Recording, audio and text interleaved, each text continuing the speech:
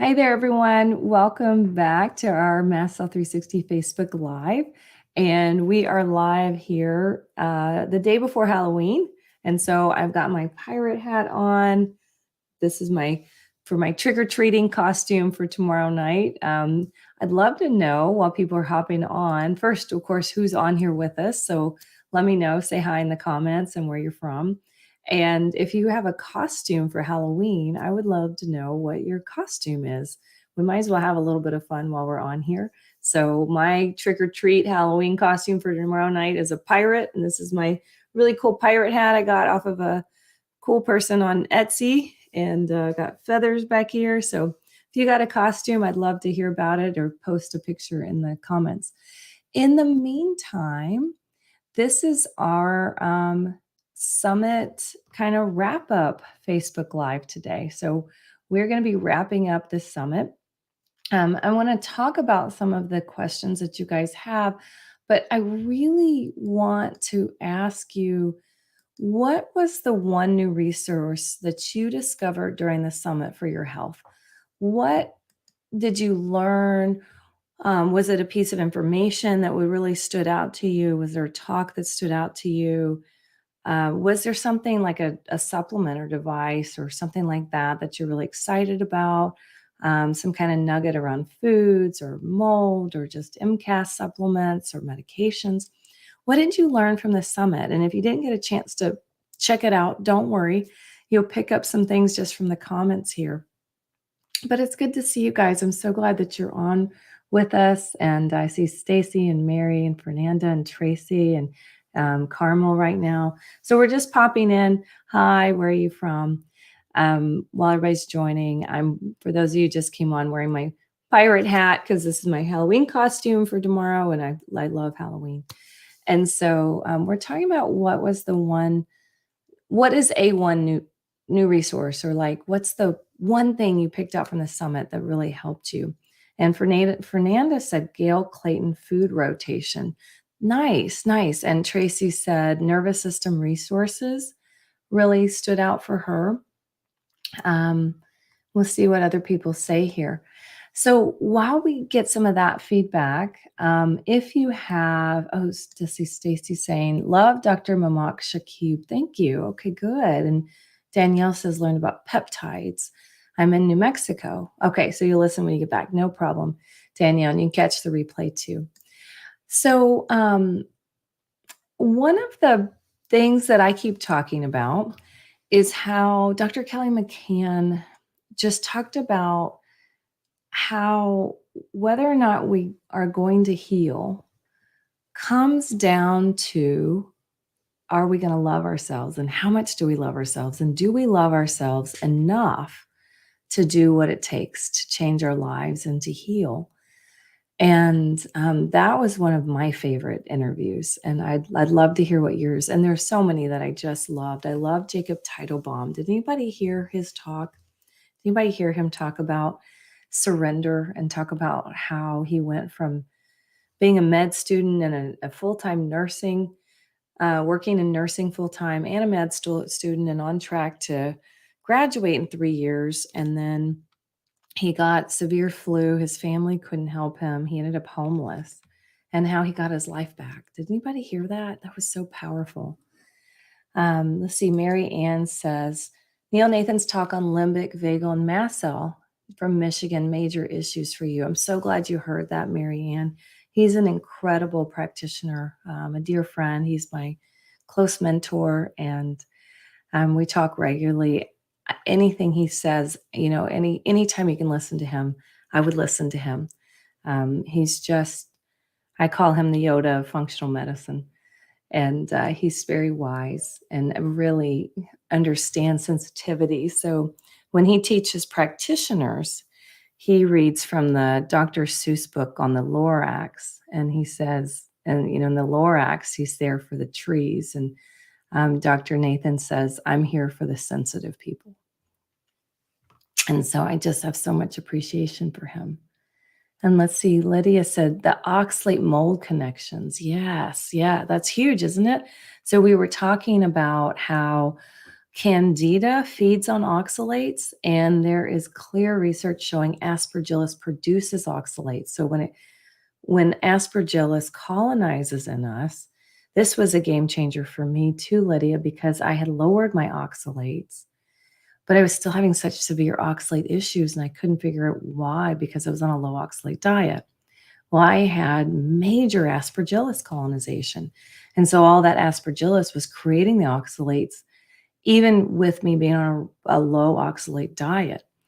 And that was a huge thing for me to figure out. And then really knocking that Aspergillus colonization down got me back a lot of higher oxalate foods, not the sweet potatoes or the Swiss chard or the spinach. Maybe if there's a little bit in something, I'll have it now. But I'm back to eating like, any amount of macadamia nuts or pecans that I want. I can have 2 or 3 cassava tortillas. I don't have to limit those anymore. I can have carrots. I can have a lot of higher oxalate. I was eating hazelnuts the other day. And as long as I limit and I don't do the sweet potatoes, the spinach, the almonds, the Swiss chard, then I'm able to have some chocolate, which is one of my favorite things. So that's how I'm navigating my bucket. But yeah, big game changer for a lot of people on that, Lydia. So thanks for sharing that. Let's see. And Jody says, does mast cell affect burning mouth? Yes, Jody. And we were talking about burning mouth a good bit in our Q&A on Saturday. So if you get a chance, you might want to listen to that one. And that'll be in the video section of our Facebook page here. And so definitely can affect it. And we talked about in depth a bit more. So that might be a good one to check back with. Trisha, how do we know if we're colonized for sure? Yeah, good question, especially if we don't have a problem with oxalates. So we can be colonized with a number of things. It can be fungal, and we, of course, have candida in our systems. That's what's called commensal. It's a normal organism. But when it reaches a certain life cycle where it gets very aggressive, it goes into what's called a hyphae form. And hyphae are like the fungal version of roots. They're microscopic kind of roots that can bury in the tissues. Then we're colonized with that candida. And how do we know? So I go into this a lot more in the mold course. If anybody's interested in taking a look at that, if you don't have it yet, we've got the bundle on sale. And so you might be interested in checking it out. And I'm looking over here just so I can find you guys the slide on that while we're talking. But I'll actually pop it up like that and make it pretty. Okay, so the way you know you're colonized is tricky. So you can do a microbial organic acid test. Great Plains is the most comprehensive on the fungal markers. Genova has some fungal markers on some of their tests, like the NutriEval. But sometimes you can pick it up there. You don't always pick it up there. A lot of times people only know because of they've been on binders. So if you know you have mold toxicity, you've been on binders for a good 6 months and your symptoms just aren't clearing up. If you're able to excrete those mycotoxins and they show up on the urine test, then the levels may not be coming down in about 6 months. So sometimes it takes some detective work. Sometimes you'll know you're colonized because you've just got intractable SIBO, or you might know you're colonized because you get frequent vaginal yeast infections, you have toenail fungus. Doesn't mean that you have mold in your gut and your sinuses, but you see those a lot because once the mold's growing in the gut and the sinuses, then it can really depress the immune system, and you can't keep things like SIBO in check or toenail fungus. I've had people that had worked with people who had such severe fungal skin infections that their skin was just coming off in sheets. It was really painful. That's a really extreme case, but hopefully that gives you some clues, Trisha. Unfortunately, I don't have like a clear, well, this is the one test you can take or anything. It can take a little trial and error, but we're kind of used to that in this community, aren't we? Okay, Joe says, loved with Chris' talk about biofilms with fibrin and bacteria being lodged in the bladder, causing pain and inflammation in I see interstitial cystitis. Does this also happen in the uterus, causing pain and cramping? That's an interesting question, Joe. Um, it certainly could. You certainly can get bacterial infections. I mean, not you personally, Joe, because I'm assuming, but I don't know that you don't have a uterus. But I don't know. So sorry, I don't want to assume either way. But there can be bacterial infection in the uterus. It's not my core area, which is why I'm just kind of sitting with it for a second. But a lot of times the pain and cramping can also be things like endometriosis. It can be clotting. Clotting is really common with coagulation, which ties into Ruth's Chris talk as well. So that, of course, always needs a gynecological examination to find out what's happening. We always want to get things ruled out. But I'm glad you love that talk. It was really good if anybody's not heard it. And then Deborah, macadamia nuts, high oxalate and high histamine. So I always think about these things on a spectrum instead of like a black or white, it's high or it's low. It really depends on the quantity, it depends on for the histamine, how old are the nuts. So let's take histamine first because that's a little easier. So histamine, the lowest histamine anything is going to be something that's already histamine lowering, like a blueberry picked right off the bush and eaten right away, or an apple. Or if you just pick some herbs, like super fresh, that's going to be lower histamine if it's not a histamine liberator or a higher histamine thing like tomatoes, for example, or eggplant. Then macadamia, so we know that they're dried, right? So we're not getting the macadamia straight off the tree and cracking them and eating them right away. That'd be the lowest histamine. But they're mostly fat, so there's not a lot of protein for bacteria to grow on. So as long as those fats don't get rancid, that's the hard thing with macadamia nuts, but as long as those fats don't get rancid, you get good quality. And if you've had fresh macadamias, you can really tell that most of what you get at the grocery store not as fresh. Those are going to be, I would say, low to medium histamine compared to, say, you're getting fish at a restaurant that's been sitting in a refrigerator case for 3 days and it wasn't gutted. That's going to be incredibly high histamine. Or getting aged ground beef at a restaurant, super high histamine. So are macadamias the lowest histamine? No. Are they the highest histamine? No. If we think about here's the middle, I'd put fresher macadamias kind of over on this low to medium side. And oxalates are always quantity dependent. So we've got some quantities for you over at our oxalate list. So hopefully Jamie can pop that link in for you and you can take a look. But I want to say it's like 6 or 7 macadamias considered lower oxalate. So you could join, if you're not on there, Deborah, the Trying Low Oxalate group. And they have spreadsheet testing data. And it's a good resource. There's some discrepancies because it depends on which place was testing and so on, but they can even tell you which ones are the more reliable values. And that's a really good resource for people. So don't give up your only treat if that's your only treat. Just figure out how to get them really fresh and how to do it and eat them in moderation. Okay, and Nisa, mold toxicity for me too. Do you bind toxins first or heal the gut and lower mast cell activation like histamine? Well, it's kind of a chicken and an egg, right? Because if your gut's leaky, you're going to be all those toxins are going to be going into the bloodstream, and you're going to have higher histamine and mast cell activation because of the toxins. But we can't really heal the gut when the toxins keep coming down the gut and just trashing the gut. So we need to kind of work on both fronts, and depends on how sensitive people are. So some people can hop right into binders pretty easily. Some people, it's going to send them off the cliff depending on how sensitive they are.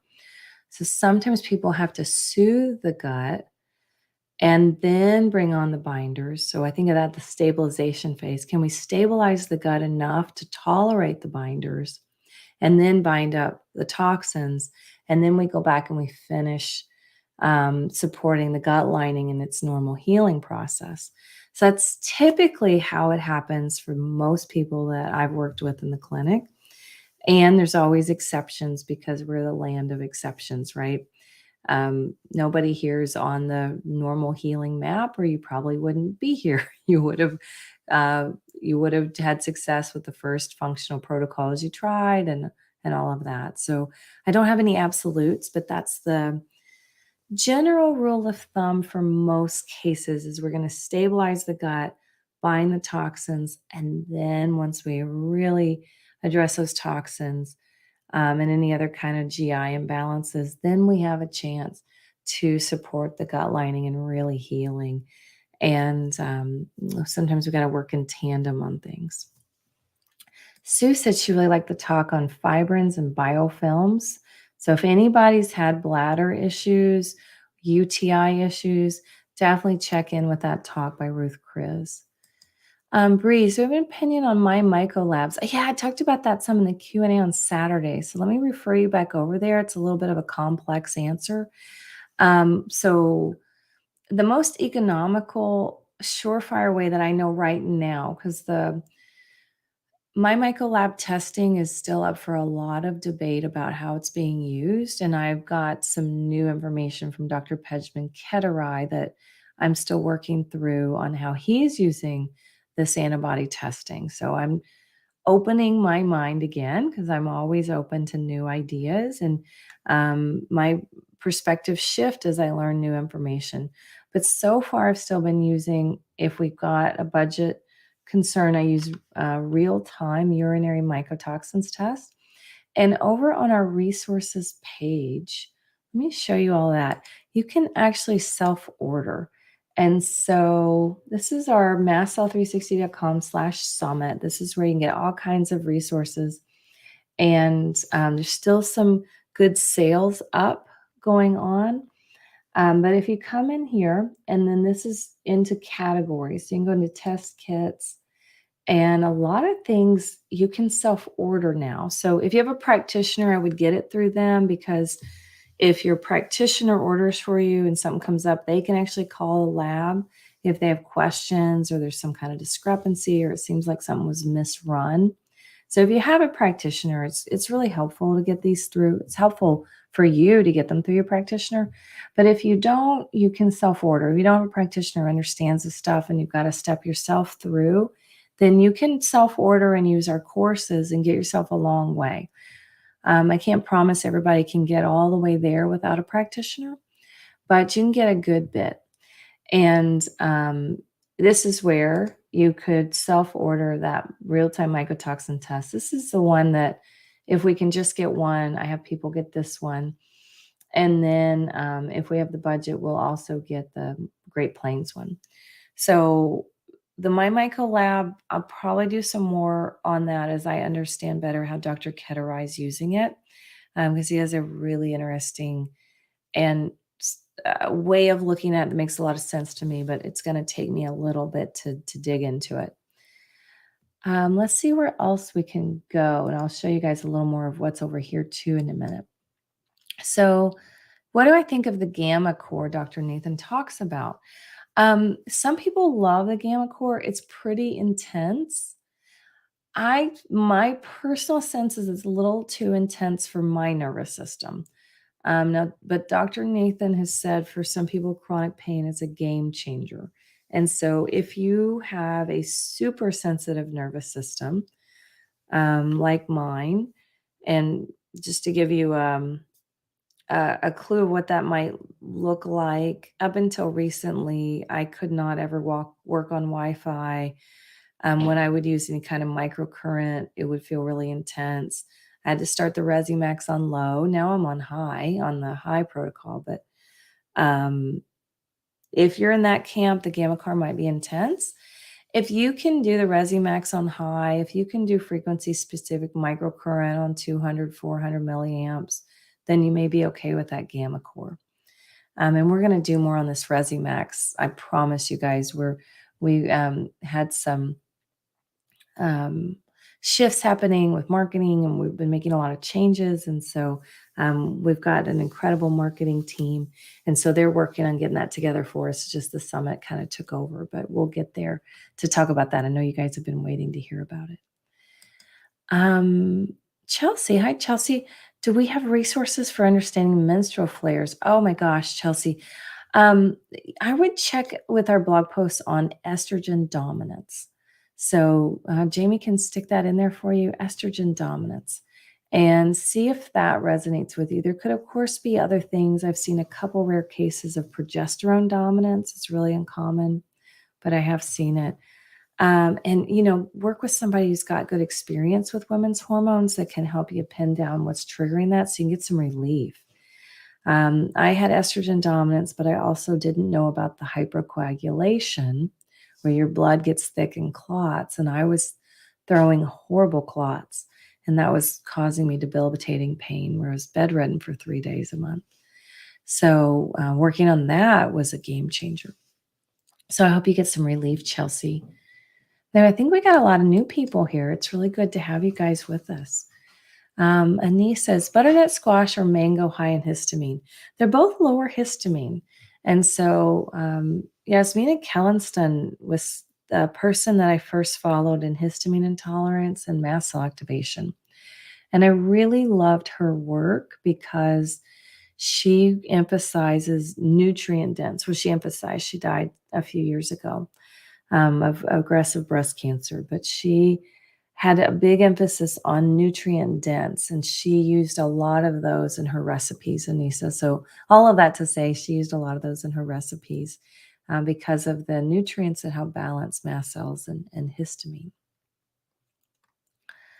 Patricia, hi Patricia, had oral surgery. I'm sorry, so hungry. Most foods appear to cause problems.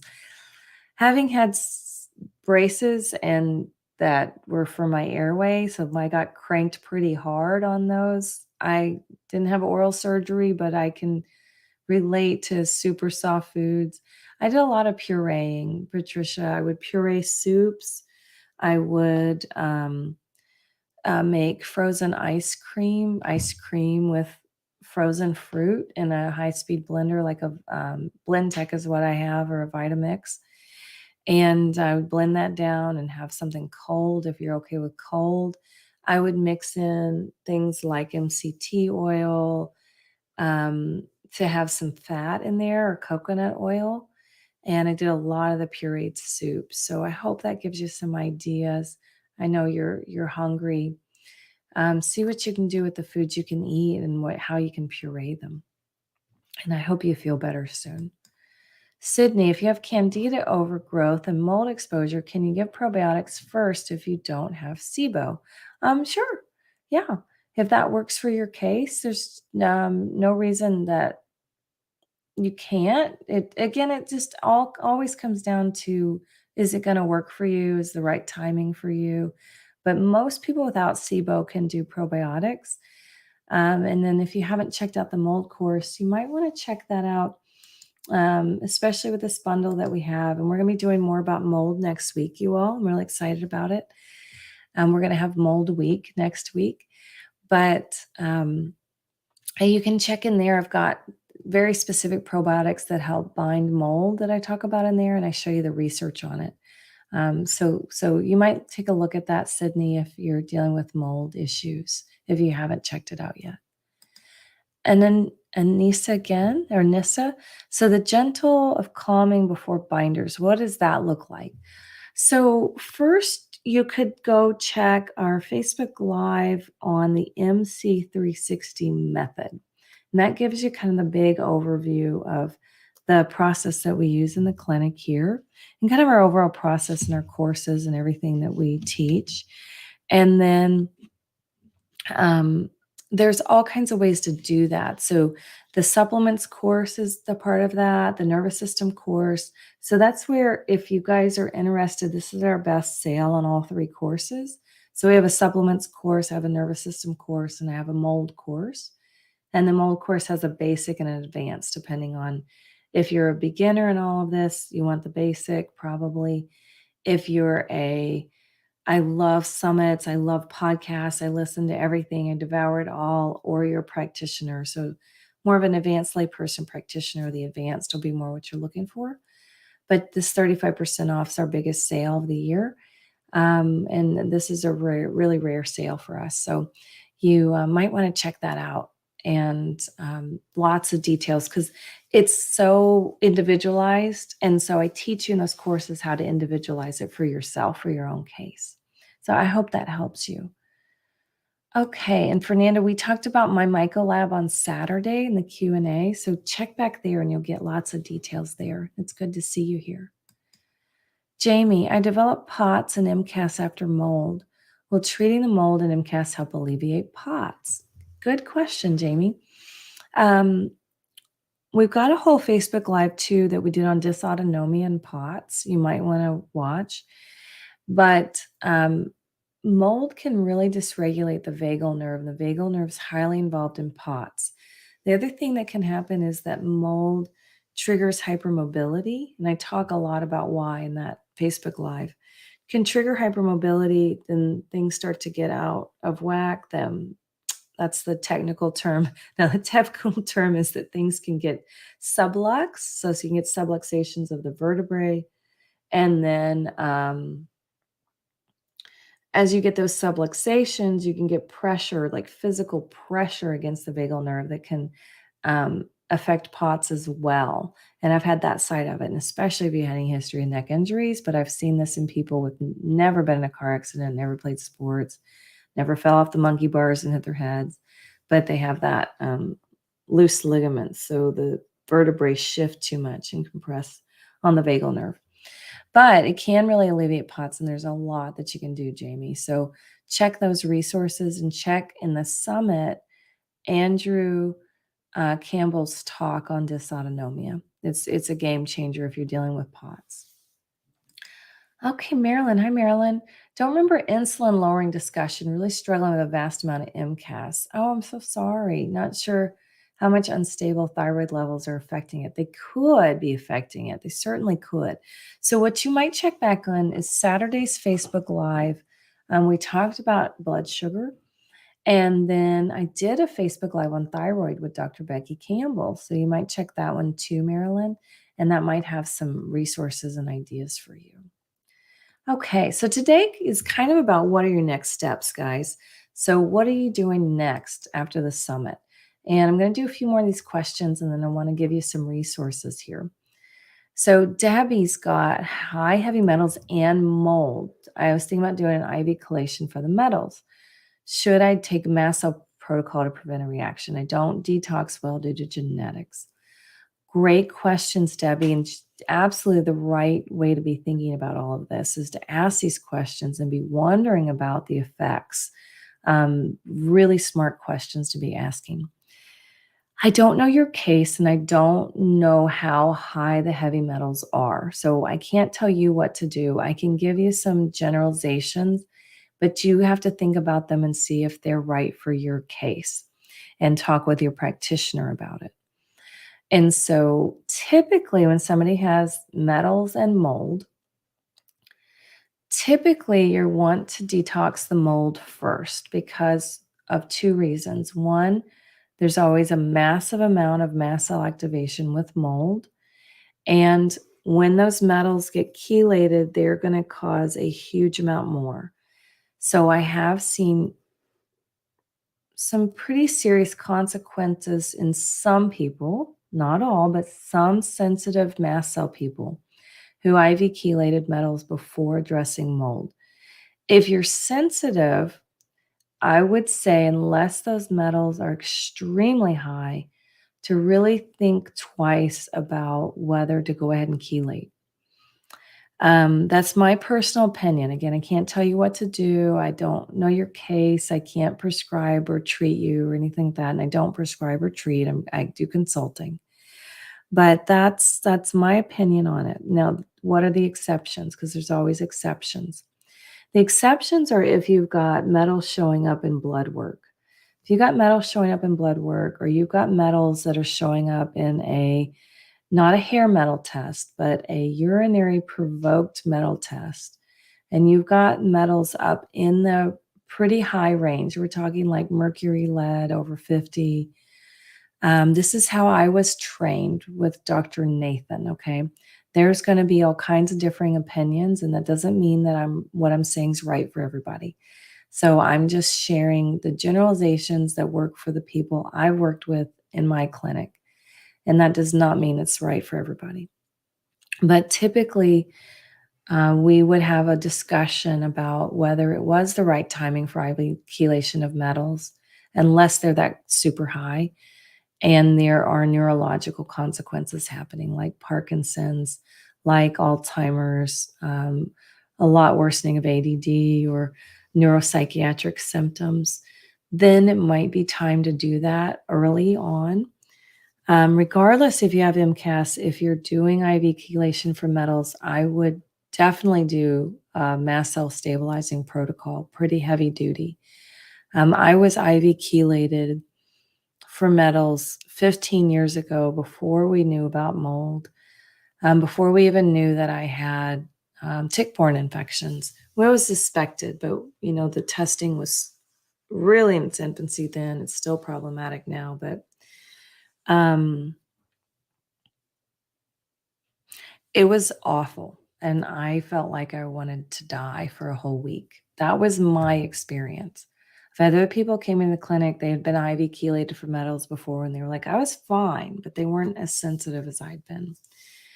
The other reason that most of the time, other than those exceptions I mentioned, most of the time that it's recommended to have IV chelation for metals after mold is because what happens with mold toxicity and how it stimulates cell danger response, the body intentionally accumulates those metals.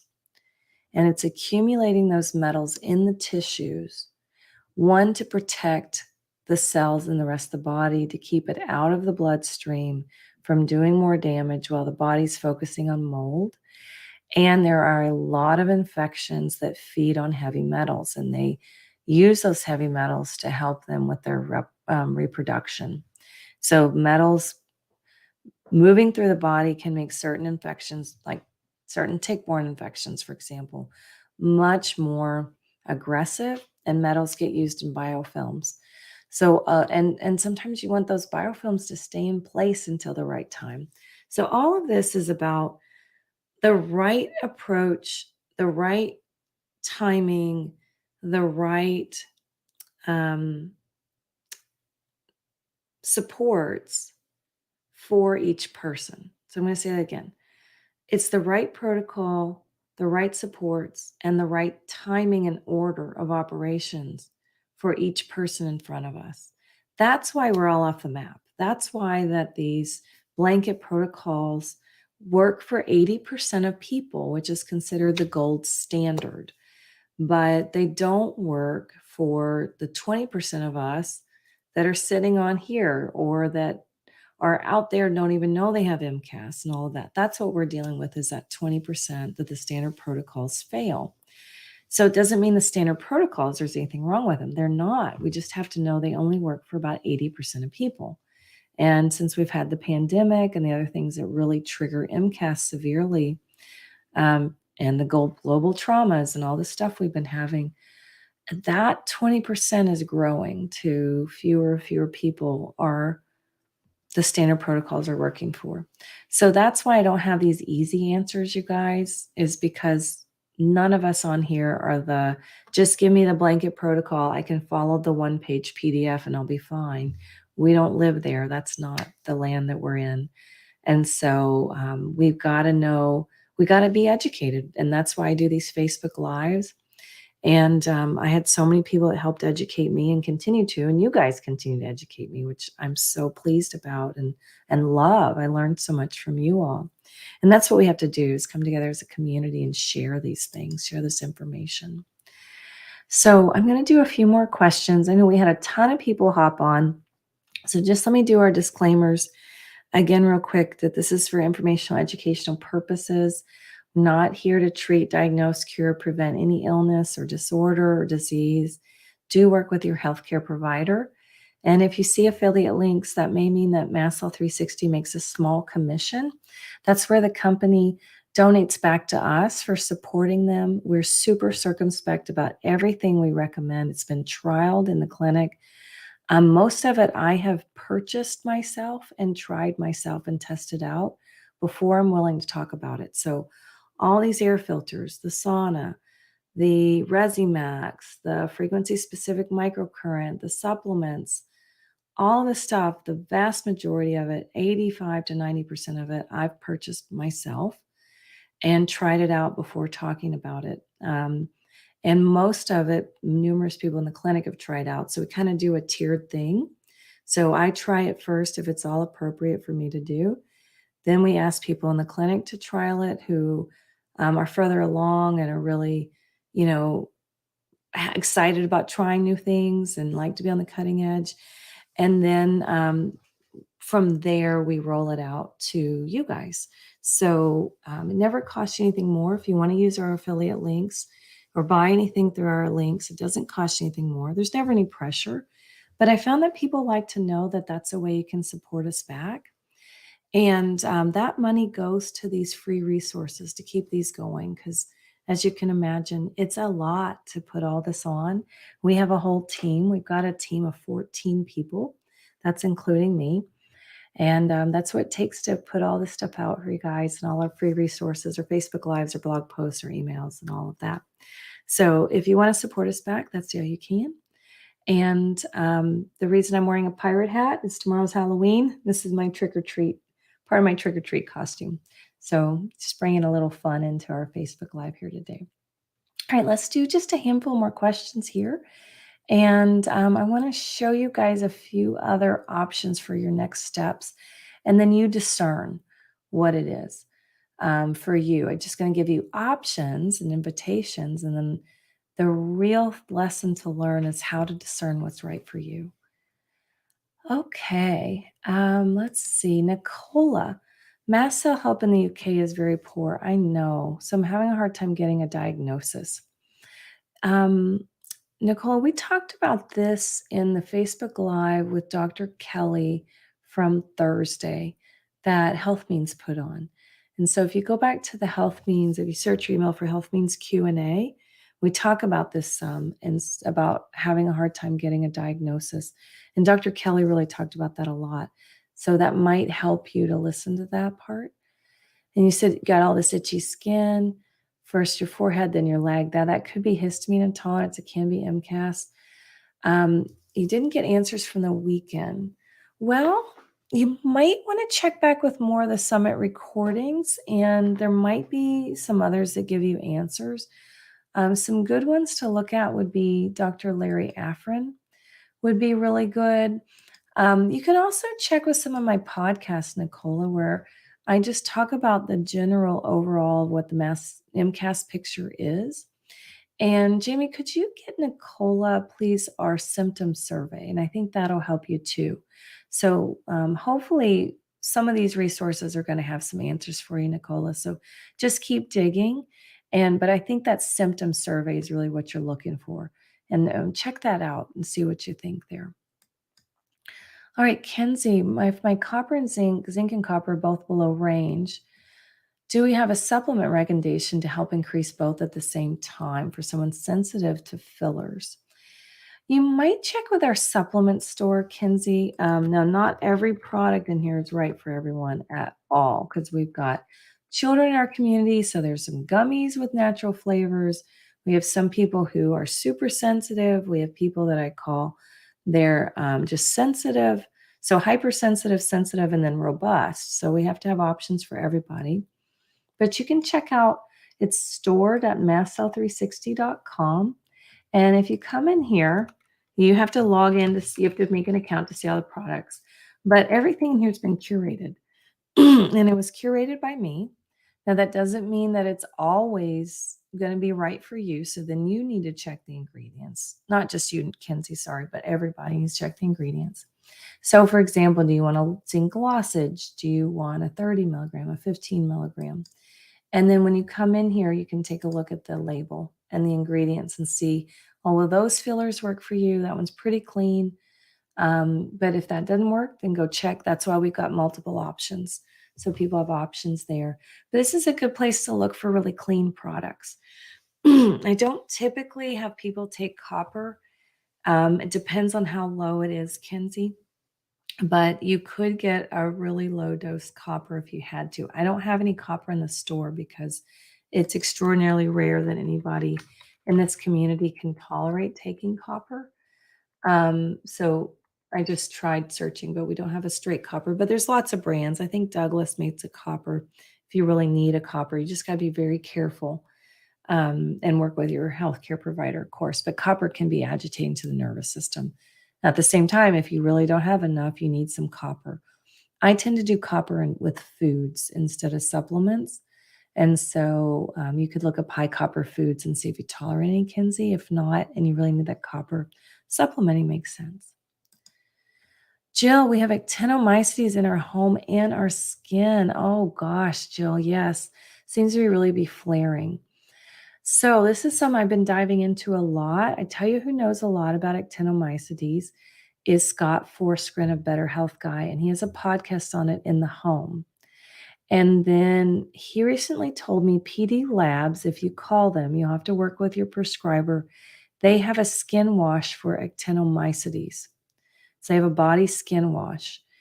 And then listen to Scott Forsgren's talk by Larry Schwartz about actinomycetes in your home.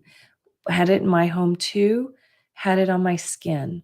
And we got rid of all the mold, but then there was actino. And that took a little time to work out. The other person that could help you with that is John Banta. He's an environmental consultant. And then we're planning a whole Facebook Live on actinomycetes, Jill, but I just want to get you some resources right now. Jamie, do we recommend digestive enzymes? Yes. Digestive enzymes are helpful for most people. And we do have digestive enzymes in here in the store. I'll show you that real quick. My favorite is Holozyme, which that didn't come up in the digestive enzyme category, but it's right there. Holozyme is my favorite, but for some people, they don't like the little bit of kelp that's in there. That kelp helps mineral activate it. Does have some magnesium citrate that gets used up in the mineral activation of the enzyme. So that's why that mineral activation is what makes this one really effective. We got a whole blog post on this, Jamie. So let me have Jamie on our team post that in for you. Okay, and then let me get a couple more. So Trisha, that is right. Butternut squash is high salicylate. That's correct. We were just talking about from the histamine angle before. But if you have salicylate intolerance, you might want to check out our cross-referenced histamine salicylate list on the website. And I think Jamie posted that for somebody else, but she could probably pop that in for you too. Crystal, good probiotic supplements. Absolutely. Check in with our probiotic blog post. Probiotic foods. I was able, when I couldn't do any Bulgaricus or KCI, which is in most ferments, like yogurt, but then also I couldn't do fermented foods because of the histamine. I found I could do the Kavita lemon cayenne water kefir, not a regular dairy kefir. That one worked for me because it's Bacillus coagulans. And you're getting a little more Bacillus coagulans fermentation products on the market. That's the only one I know of offhand. I've seen a couple others. I just can't think of what they are right now. But that's where we start. But then as you get your histamine tolerance back, check out the 3 stages of the histamine tolerance diet on our blog. And you can reintroduce those. And I'm eating all the ferments I want to eat now. Took me time to get back there. It took me a few years. But hang in there, Crystal. In the meantime, lots of good probiotic supplements that are histamine lowering. Sydney. Hi, Cindy. So before we start a binder that's activated charcoal or milk thistle, do we need to heal the gut? I have not found success in healing the gut while there's still mold toxins dumping into the gut. maybe that's worked for some people, but it has not been anything I've seen in my practice. And you guys have to know too, what I say is always influenced by who comes to these Facebook Lives and who's in my clinic. And we can only talk about the cases that we end up working on. So there's always, of course, lots of cases that I've never seen, different case presentations. And that's why we have all kinds of different practitioners, because we all have a different take that works for a certain subset of the community. So I can just speak from that, but that's been my experience, Sydney. And but we can stabilize the gut and we can start the healing process. I just haven't found we get all the way until the mold toxins are handled. Okay, let's see if we can do two more. Susan, I talked about the probiotics just recently, so I'm going to refer you to the probiotic blog post that are histamine lowering, and that'll help with high histamine and with HATS, hereditary alpha tryptophanemia. Sydney, is there a correlation between MCAS and gallbladder surgery? Good question. There is a correlation between MCAS and any kind of physical injury or trauma or emotional injury or trauma, but also our gallbladder is a big reservoir of toxins. So absolutely there can be, even from that toxin side, gallbladder holds toxins and conjugates them with the bile. And so that changes when we've had gallbladder removal.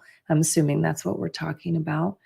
If not, please correct me, but there is correlation for sure. And there are things that you can do to help depending on what symptoms are popping up. So if you find somebody's familiar with that, they can really help you, Sydney, with what's happening in your case. And so much helpful info for Jill Carnahan, describing the symptom connections with the IGs, like IgGs, sinus congestion, tested for SIBO, had methane, so difficult to identify root. We'll look at the courses. Yeah, check out the courses, especially the mold course, and if you can just get one. But the bundle here is your best deal if that works for you and resonates with you, just if it resonates. So think about that. All right, we're going to end with this question today from Crystal. I'm down to only a handful of foods. I have an intolerance to histamine, oxalate, and salicylates. Should I be tested for mold, candida, and SIBO? I'm so lost. So good questions, Crystal, and you're asking the right questions. If I were going to get tested for one thing with those sensitivities, I'd get tested for mold. I'd get mycotoxin testing. If there's mycotoxins, there's frequently SIBO and candida. And sometimes you can go off of symptoms if you have a really experienced practitioner. But the mycotoxins would be my first stop if you've got to pick and choose. And if you take the mold course, Crystal, if you get a chance, I think you're going to get a lot out of that. That's really going to help you. And I also talk about the probiotics in the courses, the mold courses, that in addition to being histamine lowering, are binders. So I go through the research on those as well. They can be used as mycotoxin binders. So hopefully that will help you. Let me grab some questions here we have about the courses. I want to show you some options. They're just options for you guys for next steps, because I like you to know your next steps. And then my recommendation is that you sit with it and you see what resonates and what your body is telling you is your next step. So I just want to give you some possibilities for you to sit with and see what resonates with you. So the most important is always that you listen to yourself and to your body. So Laura's asking, do the courses have individualized protocols for people who are having trouble with supplements due to salicylate issues? Yes. So the nervous system course works for everybody, regardless of sensitivities. There's something in there for everybody. Now, that doesn't mean that you can do everything in there. If you're sensitive, you can't necessarily, but it's there's no supplements, a little bit, but not really in the nervous system course. The supplements course, I talk some about salicylates, a little bit. In the mold course, I go through, there's a whole module on salicylates, and I go through every protocol and tell you the salicylate friendly version. So that's the mold course. And that one has the most on the salicylates there. So hopefully that helps. And then let's see, Neil's asking, do we have a one-to-one guidance? We do consulting. We have a consulting clinic. We've got Alex Bingham is our MD consultant in the clinic. I take just a very small number of cases anymore, Neil. But Alex Bingham is an amazing MD consultant. We have Kimberly Quirk. She's our functional mast cell coach who does a lot of the environmental, the nervous system supports, and then Alex guides the advanced protocols. They are a powerhouse team, and I still supervise them both. And we do client review calls. I provide them support and mentoring, but they also provide me support and mentoring in their specialty areas that aren't mine. And so we're really a peer practitioner team, and I'm just very impressed. And then we also have Leslie Evelo, who has a PhD in psychology. She worked as a psychologist for over 20 years in trauma. And now she solely does emotional support work and safe and sound protocol for our clinic. And she's lovely. And the three of them are a wonderful team. And then I also take a look at all the cases still and support as well. But most of the time they really know the method. They do a good job. Okay, but yes, we do one-to-one guidance, Neil. Thank you for that question. Okay, Linda, check out my Facebook or my podcast on the heme pathway with Better Health Guy on KPUs, and then we will do some Facebook Lives on the heme pathway, which includes KPUs. And Susan, where's the PDF with standard protocols? Those are in the courses. So when you take the courses, you're going to see all kinds of PDFs you can download and workbooks and things like that to individualize your approach using that information. Marilyn, please provide link to discounted nervous system course. So you can use the link up here that you see, mastcell360.com/courses. All right. Oh, thanks for loving my pirate hat. I appreciate that. Let me show you the rest of these resources, you guys, real quick. And then just a reminder, next week we switch to Tuesday, and we're going to be an hour earlier at 1 Eastern. So that starts next week. This is our last Monday one. Next week, we're going to be Facebook Live Tuesdays starting around 1 Eastern. I'm giving myself a little more flexibility on start times, but I'll be on for sure. And we'll be together again, but we're switching to Tuesdays, everybody. So I just want to make sure you knew that. So these courses are a great next step if you're looking for really how to individualize this stuff for yourself. And the summit gives you a great foundation for it. Then the courses are going to help you organize what you learned into a systemic or a systemized method for sensitive people with MCAS. So the courses are based on that MC360 method. And then don't forget your Summit Resources link there. It's mastcell360.com/summit. Check back in there if there's anything that you were wanting to pick up. There may be a coupon code in here. So you've got mold resources. This is going to have test kits. It's going to have environmental products. It's going to have air filters and water filters and all kinds of stuff, plus a list of mold inspectors that we know are doing a good job, and some other courses. And here's our course here. And so we've got that for you guys. On the nervous system, there's nervous system modalities in there. There's some overlap too, like you can find those mold tests and test kits as well. I want to show you the devices real quick because there's a sale right now and it's not going to last for much longer on these Pranon devices. So if you didn't see Richard Bilka's Summit interview on EMF mitigation, that's really worth it because this is what you do when you've shielded as much as you can or you're traveling. These devices have been a game changer for me. And it would really help me to know, actually, let me go real quick and show you If you click here, it's going to take you to the lowest price device. And this is a little pocket device. It's about this big. It'll fit in your pocket. Sometimes when I'm traveling, I stick it in my pillow. And what this does is it's a quantum field. And Roger Bilka talks about the science of it. It is not woo-woo. And I'm very skeptical about the pendants and the stickers and things like that because I've not seen evidence of them working. There is peer-reviewed, published data on it working. Actually, I don't know those peer-reviewed, but I know it's published data that it's working, and you can watch videos of these changing the bioelectric field in the presence of a cell phone.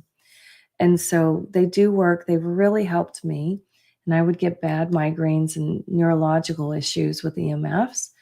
So there's a necklace here that's really beautiful necklace. It's a little pricier, but it's nice that it's on the cord. And what I do sometimes is put my hair up and I wrap it around the hair tie. So I have it by my head, like the back of my head. But these are 10% off with the code. And there's a phone. This is not one of those stickers. This is actually a mini device you put on your phone to help mitigate the field. This is the travel one. This, in my opinion, is the best value because it gives you the broadest range. And I keep that in my car because my car has Bluetooth, which always bothers me. But when I have that in there, I'm okay.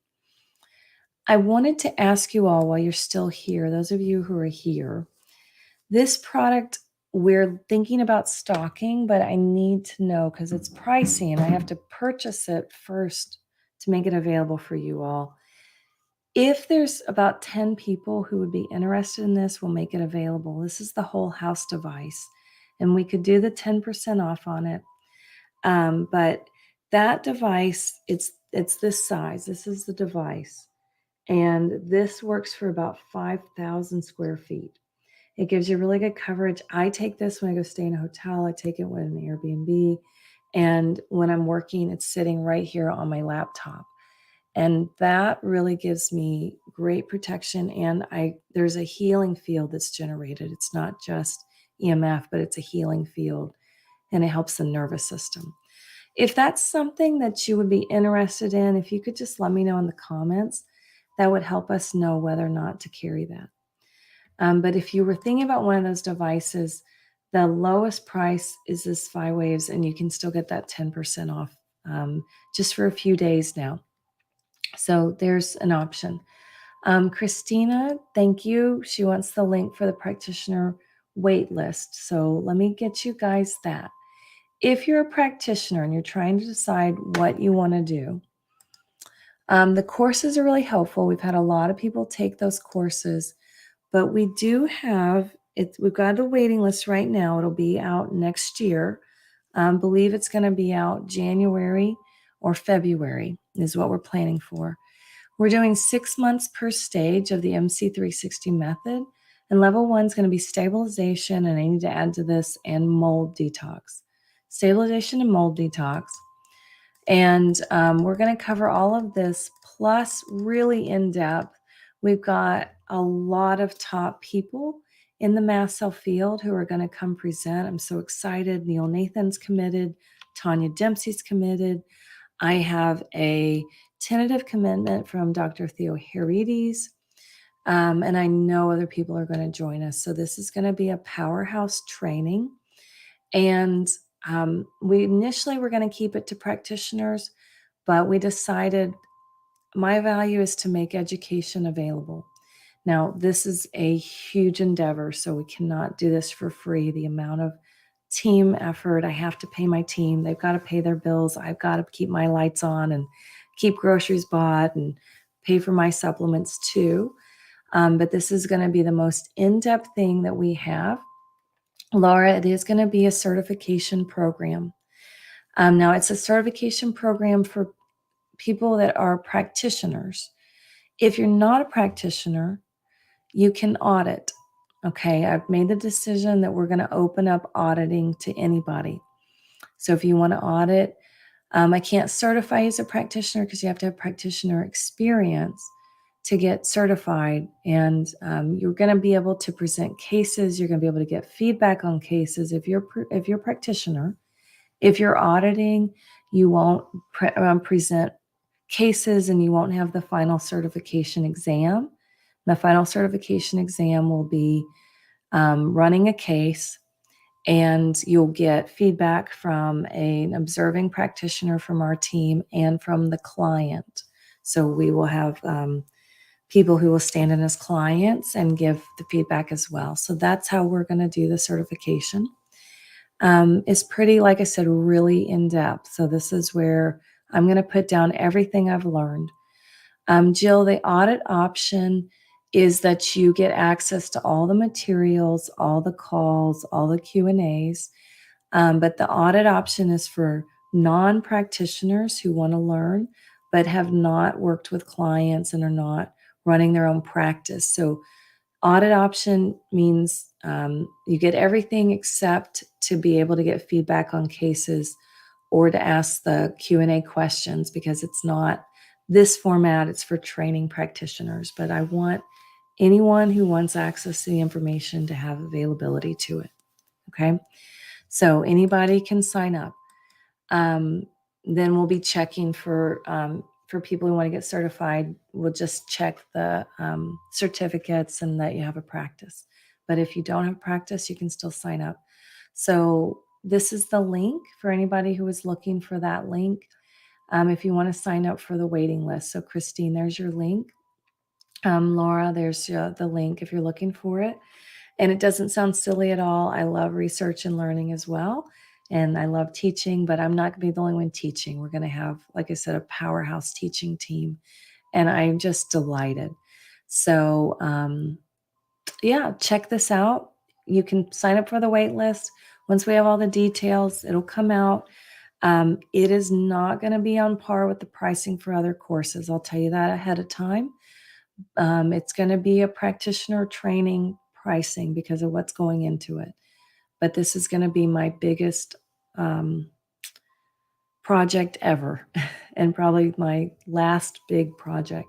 Not my last project, but this is going to be the biggest one I ever do, because we're going to bring so many amazing practitioners in on this who are like at the top of the mast cell field. So I just think I'm so excited about it. So if you sign up on the waiting list, it does not commit you to anything. You're just going to get the information and then you can decide. Okay, so we do have some people interested in the whole house Pranon device. So let me know. Oh, Christine, no, we will run the coupon again. Thank you. We thought we were going to be ready to register, but it's just taking more planning that I had anticipated, which is always the case. So we'll send that back out, Christine, and I'm so glad you're excited. I'm really excited too. If anybody's interested in this, I'd love to know, just so we know how much interest kind of ahead of time that we have, because that'll help me know how much to put into it. You're so welcome, Christine. Let me know how much to put into it and how many people approximately that we're planning for. Mary, we've not fully worked that out. That's a good question. We're working on those details. So we're going to have those. So if you sign up, you'll get the information. Just remember, it's not going to be like a regular course like on our website. It's a practitioner in-depth. This is like a postgraduate course. This is going to be pretty heavy duty biochemistry. I haven't asked him yet, but I'm confident Bob Miller will come and do genetics with us. We're like really going to have the powerhouse lineup, but going to be a good bit of biochemistry and genetics, and it will be a postgraduate level kind of training. All right, everyone. Oh, Jill, where's the info for the whole house product? So it's on our store. So if you go to store.mastcell360.com and then you type in Pranon, and actually their search isn't working right. So if you go, let's see, does it come with the manufacturer? Can we get there? Let's try that. We got to work on this search here for this store. Okay, so what I would do if you click in here, Jill, this is not my favorite way. Oh, here we go. You go to equipment, EMF protection. That's going to show you. There you go. That's your easy way to get to it. Equipment, EMF protection. You'll see this biospace graphing. There's a little bit of detail down here. And I think we might have enough people interested. If we get just a couple more people, we can stock this. And then you can find out more. We're going to do a Facebook Live on it, Jill. So if you're not quite sure, hang on for the Facebook Live. We'll get a little more details. But watch Roger Bilka's talk in the summit, and then you'll have a lot more details about it too. Okay, so Christine, Susan's interested. Okay, good. Yeah, and we'll when we do the Facebook Live, we'll get you a lot more details. Okay, Mary's interested. Thank you, guys. We've got to wrap up for today. I'm 12 minutes over, and I try to wrap up within an hour. I know you guys have things to do. I have things to do. I've got a meeting I'm late for, but I love staying on with you guys. This has been lovely. Some of you are new. I hope you keep joining us. And so we will be at shifting to Tuesdays. Just last reminder, shifting to Tuesdays next week. And our next Facebook Live is on Tuesday, November 7th. And we're switching to an hour earlier. So about 1 Eastern, which is about 10 a.m. Pacific. And I'm giving myself a little leeway because I'm relaxing more and not having to be like on the dot with time, which is stressful for me. So I may be on 5 minutes after, 10 minutes after. I'm coming, I promise. If we got a Facebook Live scheduled, I'm coming. And yeah, we're going to do Mold Week next week. So I hope you all join us for Mold Week. We're going to have some really great information out for you guys. And we're going to be talking all about mold. In the meantime, take really good care of yourselves. Be really gentle. And no matter what, keep putting one foot in front of the other. And it feels like a door's closing, there's always another that opens. And so just listen to yourself. It's the most important thing. And love yourself. Just love yourself. All right, you all. I know we couldn't get all of the questions, but we got a good bit. And we're just going to keep doing these and keep showing up together for each other, because it's huge to do this as a community. Every time you show up, it counts. And even if you don't think it matters that you're here, it matters to someone else when you post something, when you post a comment, when you share your experience. It helps everyone else not feel so alone. And it's healing for me too, because I was so alone in this journey for years. So to know that there's so many good, loving, kind people out here that come together to support one another really means a lot to me. So thank you all. It's a pleasure, and we'll see you next week.